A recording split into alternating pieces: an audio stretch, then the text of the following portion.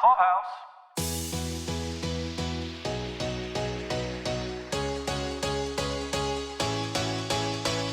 Hi guys, this is Caroline, and this is Pod Clubhouse's press pass coverage for ATX Season 11 Television Festival in Austin, Texas. Today I have with me Paul, who went off to the Capitol to check out all of the television wonders that it had to hold this weekend. I cannot wait to hear all about it, Paul. First of all, is this your first year at ATX? This is not my first year at ATX. As you know, we've been attending since the Gilmore Girls reunion in, I believe that was season 4. I think so. Yeah. Has it been that long? It has been Good that long. Lordy. We've seen some amazing things there, some things you can't see anywhere else. Things you shouldn't see anywhere else. But sadly, for the last 2 years, of course, it's been virtual for this crew over here. So this is the first time back. Tell me a little bit about the atmosphere of being back in person. Well, there were vax checks at the registration, so that was new. There was no policy insisting on masking that I was aware of, although maybe a third of people wore masks in the more crowded areas. One guy who I noticed had a Bob's Burgers mask, so his mask looked like the lower half of Bob's face with the mustache. I love it. Yeah. That's hilarious. That was hilarious. The atmosphere was just as excited as normal. People mixing with industry people, press people, occasionally the actors or the creatives. I think because the geography of the layout of where all the rooms and buildings was much smaller than before. The chances of running into one of those people was like 1,000% higher than it had been before. That's interesting. So pandemic times have taken actually some of the venues out of rotation, like Alamo Drafthouse sadly closed in Austin. And so we didn't have as many screens to use. We didn't have as many of the familiar spaces, but they chose a new location this year. Where did they go and what did you think of the change? They moved basically the headquarters of the conference from the Stephen F. Austin Hotel to the Driscoll Hotel across the street. It's a bigger hotel. It's been relatively recently refurbished. It has more ballrooms, more breakout rooms, a bigger restaurant, just about in every way possible that it could be a better venue for a conference. It was. And it was also more central to all the other stuff that it wasn't exactly central to everything. It was just so close to things like the Paramount and the Stateside Theater. Yeah, everything was super duper close. I don't know if you recall, there used to be both the Alamo Drafthouse, that was on 6th Street. Then there was a place called the Google Fiber Space, which we did see some memorable things there, but it wasn't a great location. It was kind of far, and it had just regular flat seating, not stadium or anything like that. Right, so, and pretty restrictive seating, honestly. It wasn't big, right. And you might remember that other place. I think it was like on 5th Street, maybe. That was where we saw, I think we saw Drunk History there. That place wasn't in operation this time either. That place was kind of cool because in my head, I want to almost call it like the Armory or something like that. Because in my head, that's what it looked like. It had those like archway windows and it had like bars on the windows, remember? It had big doors, like medieval looking doors. Yeah. But the nice thing about it was always dark and really cool in there. And one of the things I commented on is Paul is mostly Irish and he is very fair skinned. And when he walked in the door, I said, how are you not completely red skinned after being gone for 4 days? How are you not sunburned all over? And it sounded like the changes they made kept you indoors more. They did. Since there were more rooms available in the Driscoll, they were able to hold more events in the Driscoll. And so only when they needed like a super large scale viewing did they send us off to one of the 2 theaters. And thanks to some construction that was happening on that corner where we waited up the hill for Gilmore Girls. Oh yeah, I was thinking about how, remember that one girl like fell out from like heat stroke? Oh yeah, that's a war story I shared with others to show my stripes. I'm telling you guys, like I told him, bring an umbrella. Maybe there won't be rain, but you'll need it just to block the heat of standing in the sun in those lines. Well, now the line went the other way. So I don't know if you remember, but the Stephen F had the second floor like balconies. So there's shade. That equals shade. And yeah. I believe fans. But right in that spot, they had HBO had brought a marketing build out, is what they called it, which was a coffee cart that they had made to look like a Westworld prop. It was operating. There was a woman in there who was acting as if she were a host, taking orders, making coffee, saying things like Dolores is watching you. That's super funny. Do you remember the one year they had Mr. Softy? This was cooler than Mr. Softy. That's hilarious. That was from Pete and Pete. Yeah, I recall that. I took a video and I put it up on our Facebook page if you want to see what it looked like of the host taking an order and delivering it, or the Pod Clubhouse Facebook page. So was there a theme this year? I think the theme was, thank God we're all back together. However, that being said, there is always a consistent theme of supporting work from people that haven't had opportunities to show their work so far. So, for instance, day one, the two events that I was able to attend that day, one was called Rutherford Falls, starring Ed Helms from The Office. He played Andy Bernard, and he was also in The Hangover. So a lot of people know who he is. This show takes place either in or around a reservation. And it is a reservation that looks like it is trying to modernize. And so there are various, kind of Schitt's Creek style political battles going on to determine who's going to get their way, determining the future of the reservation. But it's meant to be funny. Okay, so this is a comedy? It's a comedy. The show is written and produced by a pair of Native American women. And to their knowledge, they're basically the first of their kind. That it is a Native American showrunner with a mostly Native American writing room for a show centered around this kind of issue. So that was something new to me that I hadn't seen before. And they are in their second season, heading toward their third. That's fantastic. Where can people watch that? Peacock. So what was your second experience of the day? A premiere for a show called Dark Winds. Dark Winds is an AMC Plus show that is coming up in this month, June 2022, featuring an actor that a lot of people have seen before. His name is Zahn McClarnon, who played the tribal police chief in Longmire. He also plays the most recognizable Ghost Nation warrior in Westworld. In this, he gets to play a tribal police chief. And it's set not in modern day, right? It's set like in the 70s? 1971, to be correct. Instead of having a plot that features, like such as in Longmire, where they would occasionally need to go into the reservation but kind of butt heads with the administration of the reservation whenever, Longmire needed to carry the long arm of the law in there. This is a story that is focused on the people of the reservation, more fully illustrating the kinds of things that can be found there rather than just kind of coming in and coming out. This is like everyday life in terms of like their approach to family, religion, government, how they feel about their place in the world. That kind of stuff is more fully explored. I think that's fascinating. And, all the different seasons of ATX have always had an element of diversity and inclusivity.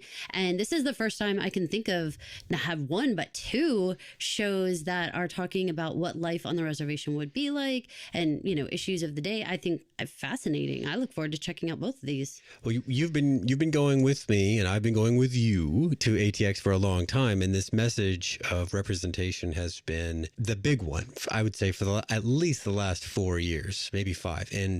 But it hasn't exactly necessarily matched up with programming just yet, at least not on the large scale. True. We would definitely see showrunners or we would see people talking about the importance of it, right? The goal of it. But you're right, not actually producing shows in the moment that we could see that had the representation that they were wanting. You guys check it out. Rutherford Falls for more of a comedic spin and Dark Winds for more of a drama looking at life on the reservation. And I think that there's there's a lot there that will be really interesting for viewers. Definitely check it out. And it's based on a Tony Hillerman novel. The questions from the audience included things like, could you have a season 2? And they said, we could have 18. He wrote a lot of books. That's awesome. That's always cool. And they have a lot of great source material. Yeah, it's using characters from his books that readers of his books will, I think it's a little mixed and matched in terms of time and place, but I think readers of the books will find what they want out of that property translated to the small screen. Very cool. Heading over to day 2, what were some things that you got to watch? Day 2 was the first full day of programming for me. Got started early, 10 o'clock that morning, which felt very early. There's something about ATX that kind of keeps you out a little bit later than you meant to, and it always starts a little bit earlier than you remember last year's panel starting. So start out the morning, day 2, with a pilot, an unsold pilot called Baron and Taluka. This was created by some of the people behind the original Roswell. And what makes it interesting and unique is that it is a crowd-funded pilot. Mahendra Delfino and Brendan Fair, the brains and the actors behind this thing, couldn't find a way to sell this show the usual way. They turned to their fans that they had earned through their previous work, kind of like they did for the Veronica Mars movie, for instance. They crowdfunded enough money to get this thing shot. Well, that's always exciting because then there's already a built-in fan base that really wanted to see this made. And there were people that traveled from Santa Fe, where they shot it, and Roswell, I guess, to come and see it premiere on the big screen. That's amazing. That must have been some energy. They were excited to see it. They brought little pieces of swag that they had made on their own, printers and crickets and whatever, and were just excited to have new people like me who have no idea about anybody in their food chain just attend and see what the energy is all about. Let me give you the premise. Take the premise of Galaxy Quest, only insofar as you have actors who have been portraying something on TV, and then a situation requires them to do that thing, but for real. Okay. Nothing else in common with that. Now, layer that on top of the X-Files, where you have a Mulder and a Scully figure that in real life had a dating history that went south. Okay. And now it's many years later, they're having to be paranormal investigators, but they can't really be in the same room without, sniping and squabbling with each other. There were funny moments. But yeah, for this to go further, they would end up redoing it. Well, I think it's a really interesting festival in that they have things like the pitch contest. They have something like this where it was like independently funded, just trying to get the story out there, trying to get some interest.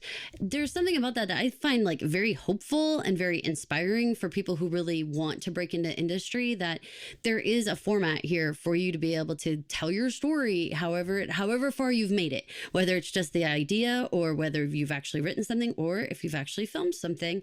Maybe someone's going to see it and pick it up. Well, that's the chance. That's the hope. I mean, they have a track record of making shows with that develop a following, so there's that. You can't ignore that when you look at this work. So there's probably something to be mined out of this.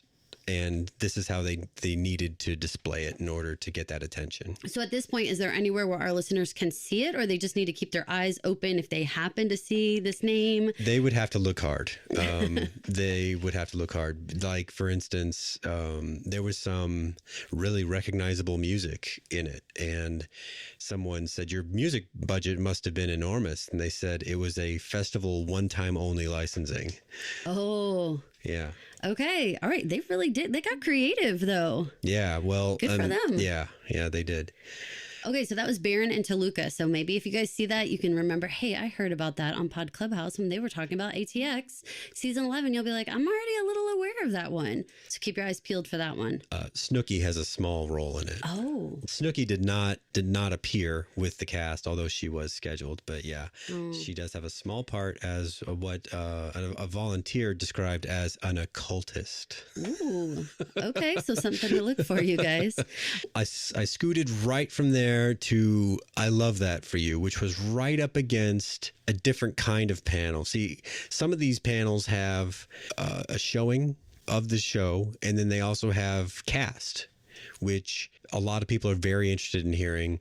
Funny AF was a panel that had comedy showrunners attached to it, and that would have been people less well known to you and me. However, it did include Ed Helms and Craig Robinson, who are pretty funny guys. But in this case, I decided to go with I Love That For You. And let me tell you why I'm okay with that decision. Okay. But it turns out Craig Robinson apparently went into the hotel bar, sat down at the piano, and had like a sing-along with the people that were there with him. So there was something to be missed by not being there. But I Love That For You is a show partially inspired by Vanessa Bayer's own history with childhood leukemia. Which sounds kind of grim when you just start off with that sentence. But it is a comedy. While she was sick, she developed this lifelong infatuation and just amazement with home shopping, like the Home Shopping Network. And so the show is about a character who's trying to make her way on the home shopping channel. I think it was SVN. And there is a cancer element where she is generating some sympathy for her cause by telling people she has it, but she might not. Yes. So, all right. So it was based on her original true life story, although she says that like she doesn't have a brother in it. And she had to explain to her parents that like, this is just a version. You weren't really exactly like this. But I loved the panel with her. She was so witty and smart and clever. And the way that she would talk about like how she actually used her own illness to get stuff. And just if you watch the first like 5 minutes of this episode, you guys, she like basically cons the nurses out of a cookie cake just by kind of being like, I wish I could have a cookie cake. And it was like one of those things where it's dark humor, obviously, but at the same time, you know, if you've spent any long time in the hospital, there's something about that just gets you through. And this was one of her coping mechanisms, was to kind of exploit, you know, her illness, right, for just little things like that, like getting some pieces of cookie cake or whatever. She said something like, if you're going to have cancer, you might as well get the free stuff. Or, yeah. You know, yeah. And this was really her story in real life too. So, I mean, she was obviously, she's a cancer survivor herself. So she can say that stuff, you know, she's like in the inner circle. She can say it. That gave me so much like context for her character, because once you know that that's a real part of her and her love of Home Shopping Network viewing is real. It's real. You really understand, like, this character becomes very endearing because I think she shines through so clearly. Like, you're really watching a person's life, and it doesn't come off like hokey and stuff as it could, because there are stereotypes of like the various hosts that are on the show, you know, that type of thing. But I think that they do it with respect because she really loves Home Shopping Network. You could tell when she was talking to the audience or to the moderator, because she was almost like if you were to ask me about Star Wars, I would tell you too much about Star Wars. Well, people were asking her about home shopping, and she was telling us too much about home shopping.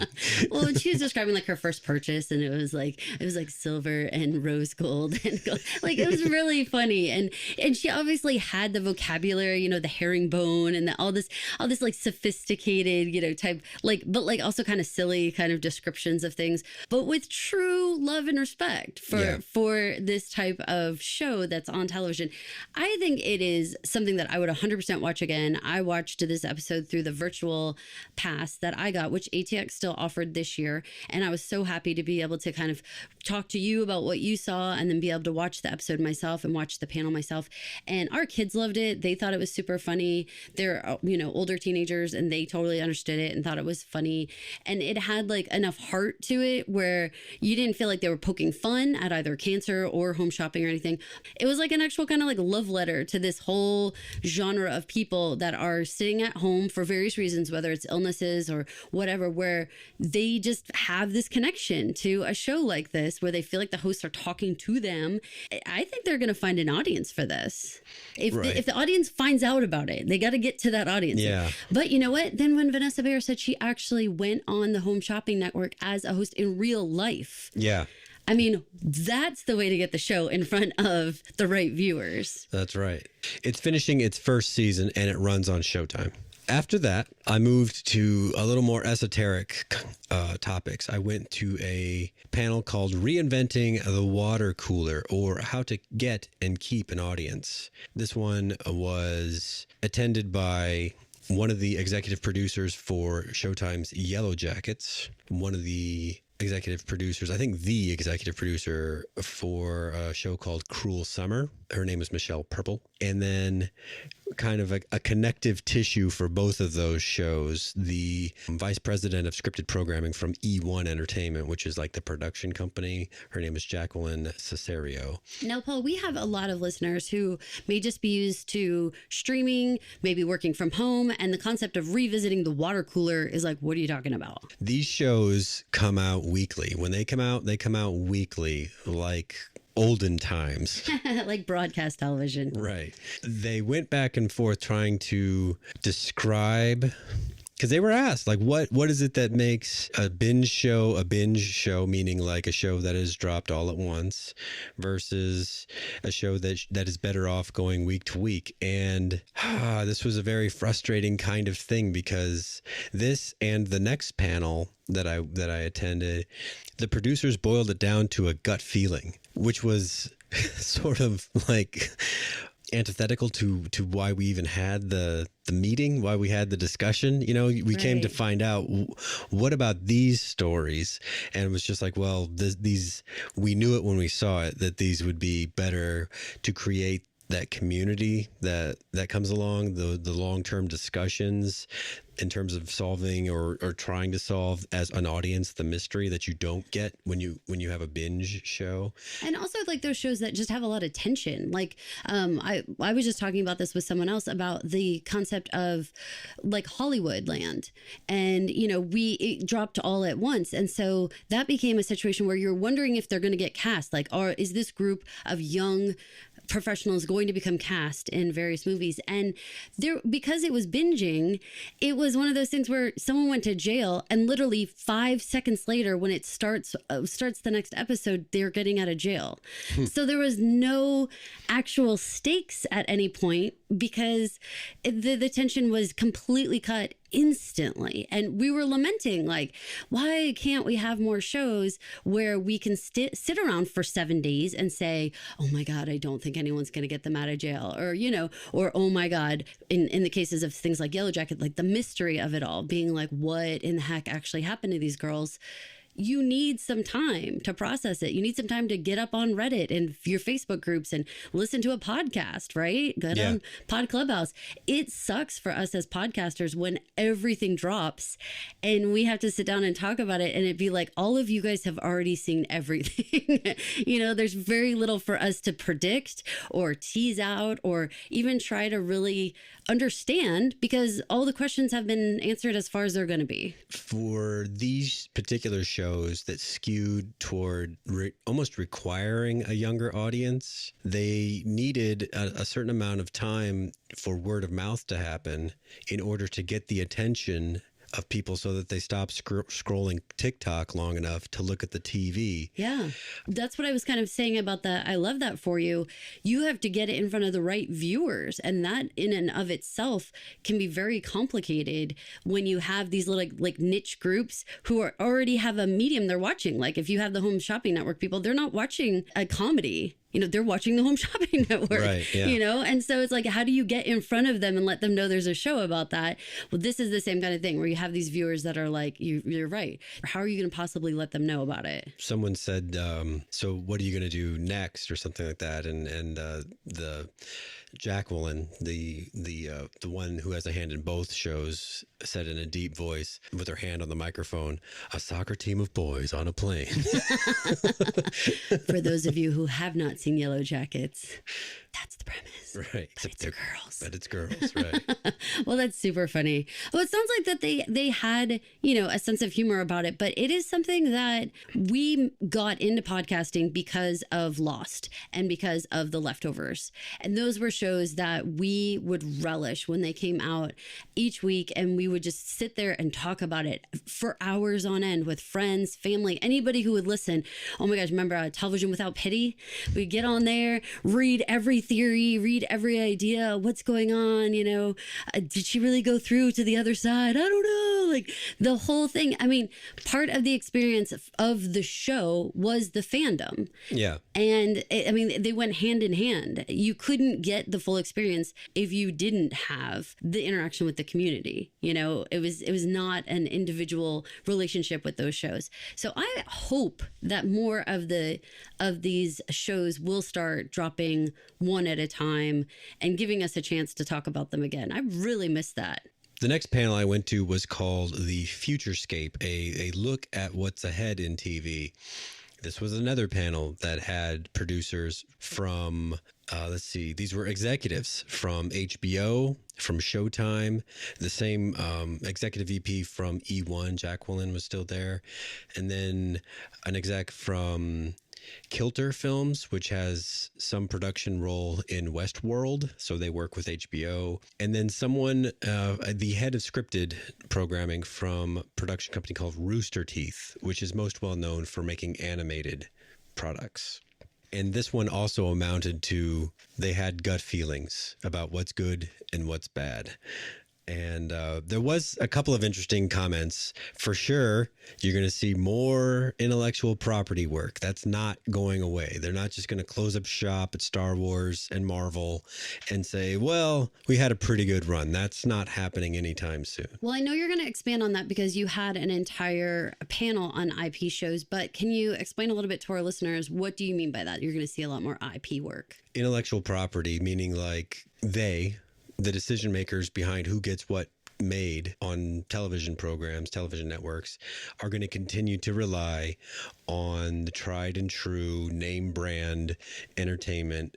But whether or not it comes from pre-existing movies, they never mentioned books. Certainly comics and stuff. Work that you are already familiar with from some other way. They're going to keep mining those. They did mention, and you might think this is interesting, podcast listener, podcasts are starting to become one of those kinds of IP that you see getting made into television, and they recognize that here. I mean, I think we could all say Only Murders in the Building was certainly inspired by, yeah. Right, podcasting and that type of thing. So is it wrong to say that they're just creating franchises? Like, I mean, they're basically filling out the universes of these characters that are interconnected.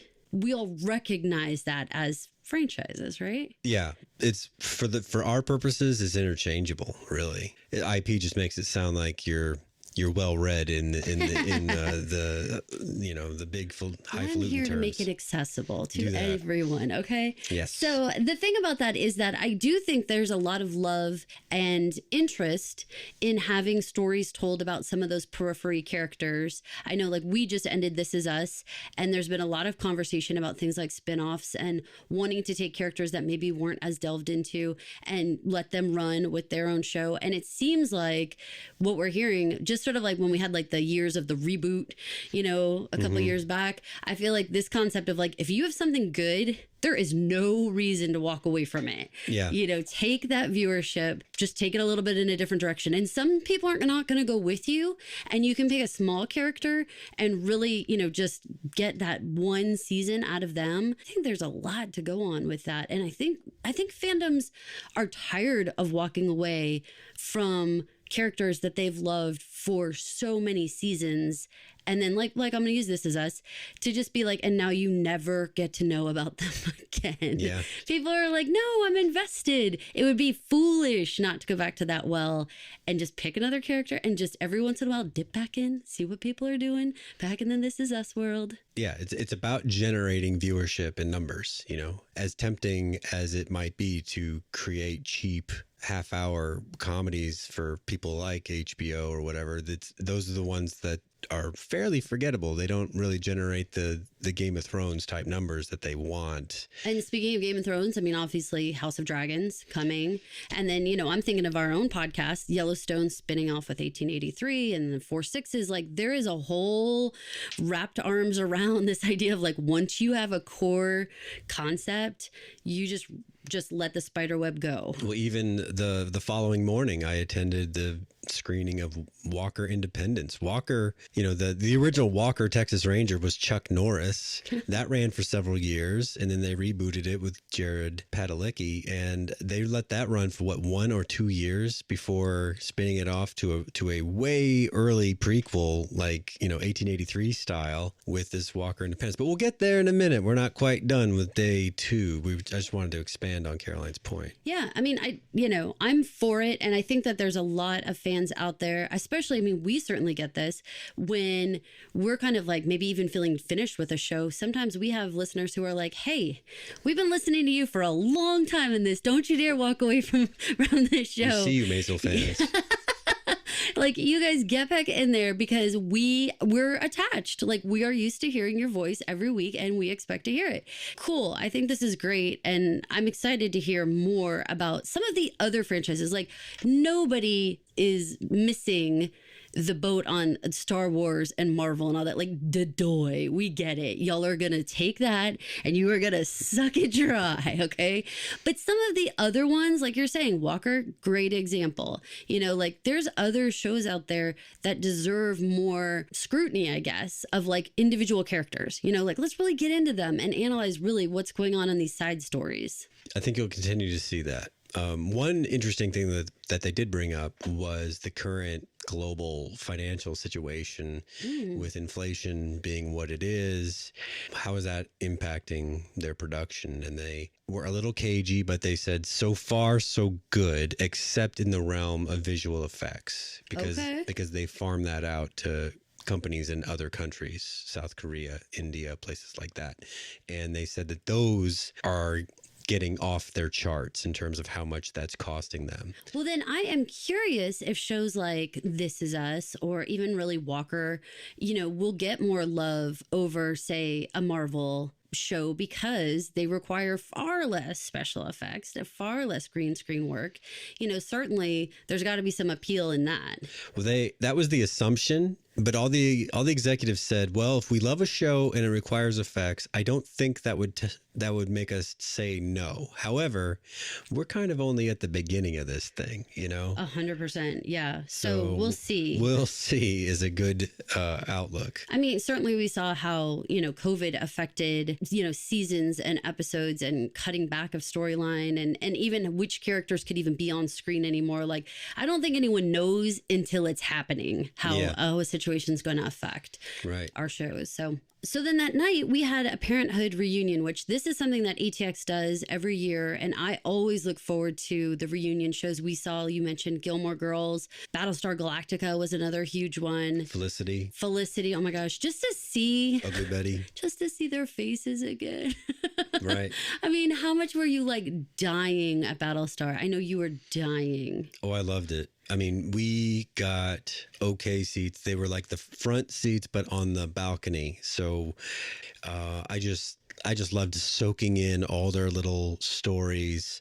I was a little sad they tried to Zoom one of the cast members, and that did not really work out positively because it wasted time from the good stories that the rest of the cast was telling. Well, we all know now, years later, that tech can be kind of the atmosphere of the room does not translate to the person on the other side of the screen, and they have a hard time kind of clicking into the conversation.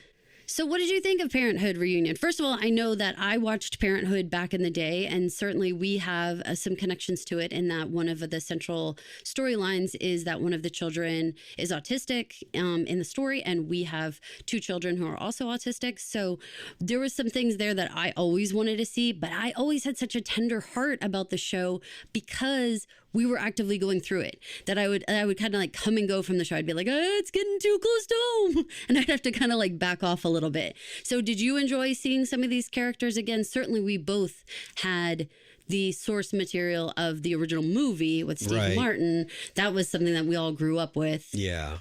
I kind of watched the Parenthood show over your shoulder enough to know relatively what was going on.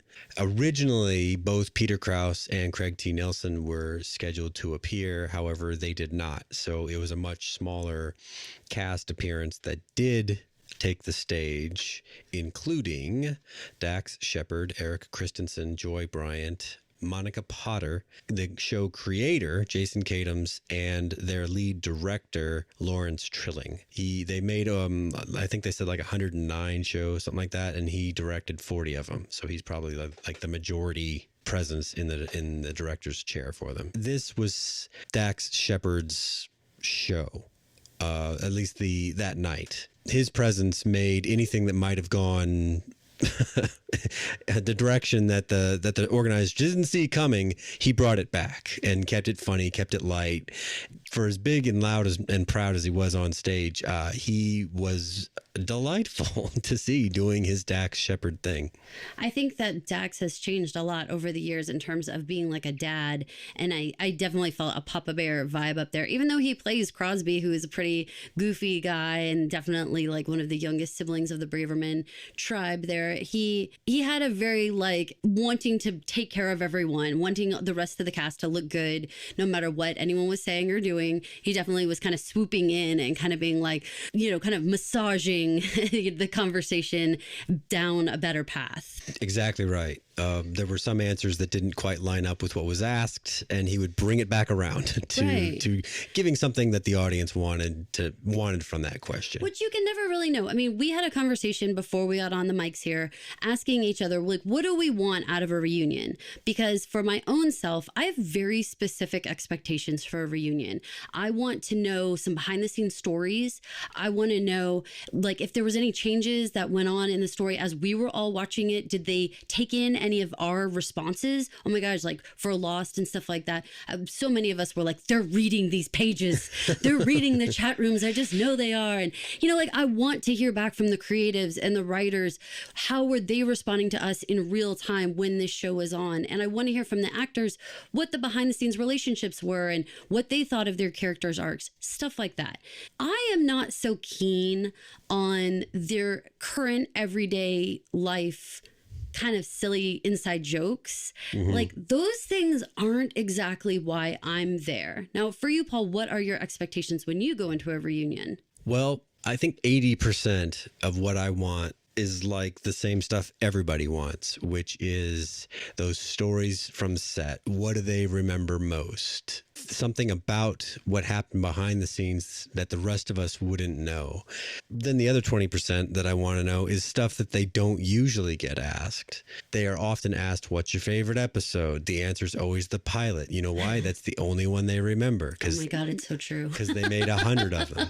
Very true. They'll be like, did I say that? I don't remember. Why do people ask me that all the time? Yeah, it doesn't matter what show. They all say the pilot. Lori Graham is supposed to have like a photographic memory, and they will ask her lines from Gilmore Girls and like Oi with the Poodles already. And she's like, where is that even from? And people will be like, it was in the episode. She's like, I don't know what they're talking about. So I was bummed that Lauren Graham didn't make it because she is a huge draw for me. And Peter Krause, Craig T. Nelson as well. Like, those three for me would have been big to have in that reunion. Yeah. And I know you guys were really excited about Craig T. Nelson and Peter Krause. So how did they let you guys know that they weren't coming? If you had the ATX app, it just went bing. Update. Well, you know, that's one of the things that you have to be cool. Sometimes Craig Robinson sits down and plays on the piano, and it's very exciting. Other times, the people you're hoping will be there, they don't show up. So overall, I mean, I know this is a reunion they had in the works for like 3 years at ATX. They didn't want to do it during the pandemic. They kept pushing. They kept pushing. I wonder now, you know, because they probably could have gotten Craig and Peter and Lauren and other people on a Zoom, right? Right. I wonder if that was the best move they could have made. That's one of the virtues of the Zoom years was, I think in some cases they were able to get people or panels together that would never have come to Austin, whether they were just too busy or it was too many people from the same show. Like they had the Mandalorian directors panel the first year. There is 0% chance that you get Jon Favreau, Taika Waititi, Bryce Dallas Howard, Deborah Chow, all those directors in Austin at the same time, but you can in Zoom. Yeah, and especially, I mean, people weren't working so much either. So you had more opportunity because people were just sitting at home doing their thing, growing their beard, cutting their bangs, whatever they were doing. Well, I'll talk about that. They were willing to chat about it. On this next day, I'll talk about that. Well, that is a great teaser to leave this one on, Paul, because we are very excited to continue our coverage in our part 2 episode of ATX Season 11. So you guys come on back. Please head over to Apple Podcasts or wherever you listen to your podcast and rate, review, and subscribe. It always helps to give us 5 stars, you guys. It's just easier to find the episodes. Thanks so much. Thank you for listening. This has been an original Pod Clubhouse production. Pod Clubhouse is a podcast network dedicated to encouraging collaboration among podcasters and friends to bring a fresh voice and diverse perspective on a wide array of content. Please visit and leave a comment for us at podclubhouse.com. Rate, review, and subscribe to our podcast feeds on Apple Podcasts. Follow us on Twitter, Instagram, and Facebook. You can find us at Pod Clubhouse. Our DMs are always open, and we'd love to hear from you. Pod Clubhouse.